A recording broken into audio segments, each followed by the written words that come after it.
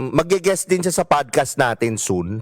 Pero hindi ko pa masabi kung kailan kasi nga busy rin siya sa shooting, sa ano.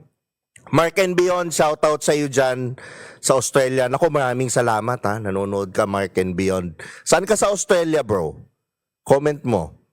Saan ka sa Australia dyan? Anong ano ka ba? Sydney ba? Perth? Masarap dyan eh. Diba sana one day makapunta din ako dyan. Dyan sa ano. Yan no. Oh. Diba? Ayun no, sa Melbourne ka pala. O, puro social dyan bro. Sarap dyan. Oo. Ako nga pala dati, before, nag 10 years ako na ano, nag-work ako sa BPO before, 10 years ako. The reason why alam ko yung mga Australia, yan, si Jess, yung isa kong kaopisina dito, kasama ko siya noon nag-work ako sa BPO.